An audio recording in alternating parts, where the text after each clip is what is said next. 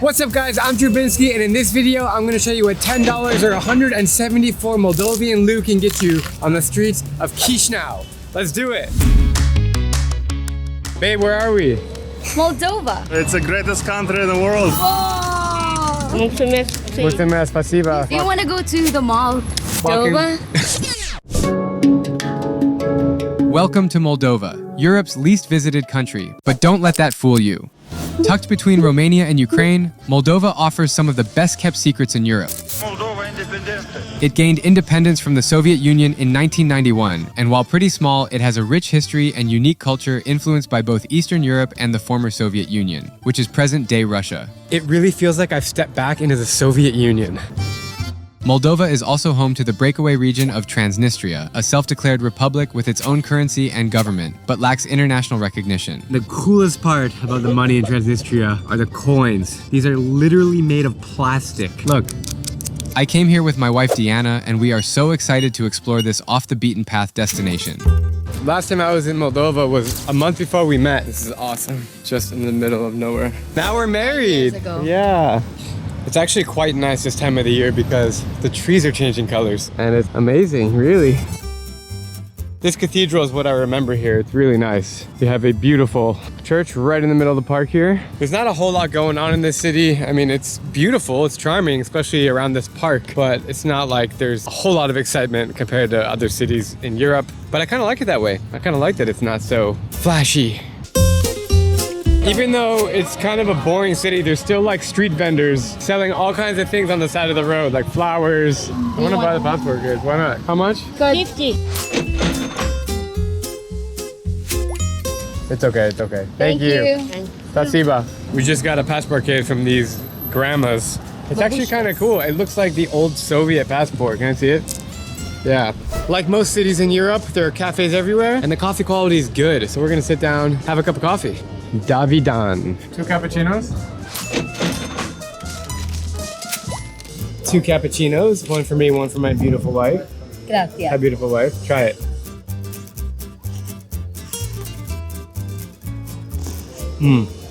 The quality of the coffee here is so good. And this is called a placinta, which is like a Moldovan specialty. Every single babushka or grandmother makes it. It's like flaky bread, like a croissant with cheese inside. Oh yeah. I mean, basically you just break it off like that and you eat it. It's flaky, crispy, cottage cheesy. Honestly, like if you're hungry and you need food fast, it's one of the best snacks. It's not healthy, but it's good. And paired with the coffee, and you got yourself a nice snack in Moldova. I wish the coffee culture in the US was like it is in Europe. Everyone just sits outside, they hang out. In the US, it's like grab and go, like drive through Starbucks, get your coffee and leave. It's not a social thing, but here, it's social. Everybody's socializing. It's super safe here. And people think Moldova is dangerous because it's next to Ukraine, it's near Russia. It's not dangerous at all. Yeah, it's totally chill. I love it here. We're on the hunt for another thing to buy, but there's not many things to buy, except for these ladies selling stuff on the streets. I love the culture of these grandmas selling fresh fruit because it's in season right now. She's got plums, grapes, apples, and peaches. And we're gonna buy from her. Kilo. Okay, 1 kilo. How much? 40. 40. You can keep it. No, it's okay. It's okay. Spasiba. Thank you. Thank you. Mulțumesc. Bye-bye. Spasiba. Mulțumesc. In Arizona, this would be like $12. Trying the grapes. Oh my God. The richness in the fruits here. They say that there's black soil here in Moldova and really this part of Eastern Europe, including Romania and Ukraine, which means it's really rich for growing fruits. And right now is perfect season. Delicioso. Don't have water to wash it, so I'm using my shirt. James and the Giant. Peach. No words. It's so fresh, so rich, juicy. 10 out of 10.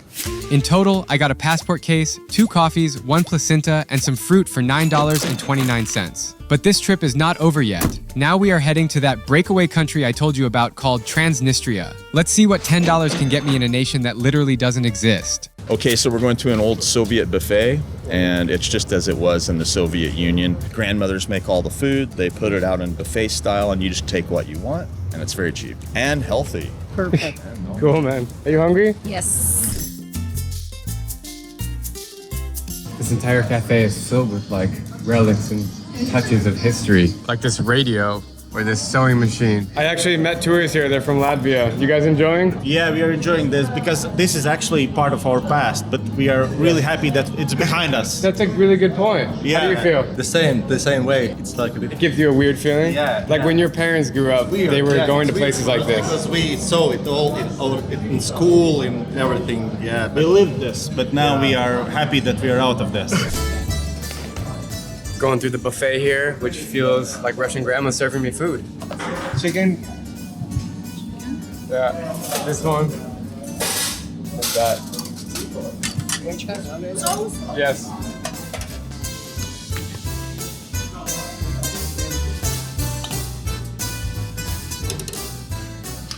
I got the Спасибо. It's $3 a meal, including the water. Now this is a meal. We got borscht soup with sour cream, chicken, cabbage, eggplant. And all this for $3. We're in the town center here of Tiraspol, the biggest city in Transnistria, the capital city and home of half the population. About 150,000 people live here. We got statues. We got Transnistria flag, Russia flag. Over here we have South Ossetia and Abkhazia, which recognize Transnistria. It's like a federation. Just the countries that recognize Transnistria, which are other former Soviet countries which are similar to this. That are unrecognized. Yes, that are unrecognized, are there. Behind us is a massive statue head of Lenin. It's one of the biggest ones in the whole region. After the fall of the Soviet Union, a lot of the places tore down all the Lenin heads, but all of ours are intact. It's just, the infrastructure is just like in the Soviet Union. For people that don't know, Lenin was the founding father of the Soviet Union. Correct. Leader of the Bolshevik Revolution. Leader of the Bolshevik Revolution, so you can find his face all over Transnistria, and in some former Soviet countries, you can still find relics of Lenin. This is an old Bulgarian village that's in Transnistria. This is a World War II memorial, and what you'll find interesting about all the villages here is this was the front lines of the Kitchener-Yash offensive, and all these names are people who died in World War II from this village, not from the whole war. Interesting statue because he's holding a Pepeshar machine gun, which is the machine gun that was held up over the Reichstag in Germany at the end of World War II. Espresso. Here you go. Спасибо. Thank you. Fresh little espresso. It's actually really good. That is some damn good coffee. These churches here are amazing. This is actually the largest monastery in all of Moldova, considering that internationally we are considered to be in Moldova right now. It's so cool and reassuring to just know that life is normal here and beautiful. And we see things like this. I'm digging it so far. Yeah. It's way more normal than I was expecting.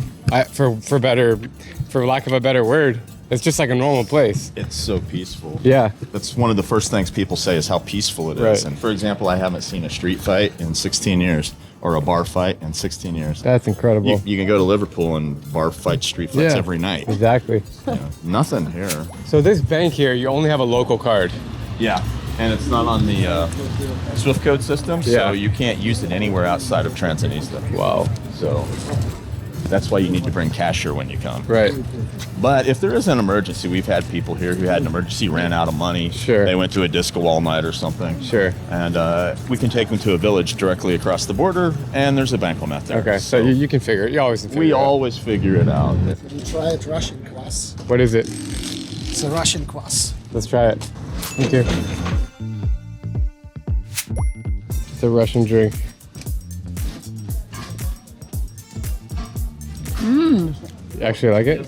Yeah, it's like, you can say it's tea, but it tastes like tea before it becomes tea. It's like fermented. Something. It's like fermented tea.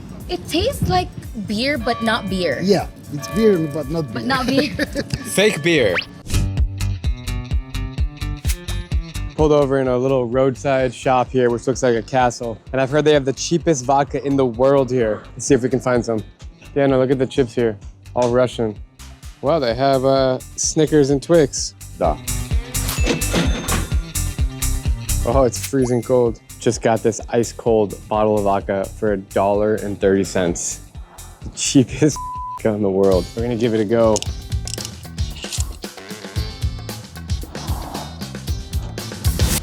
Woo! Yeah, that's strong. That is strong.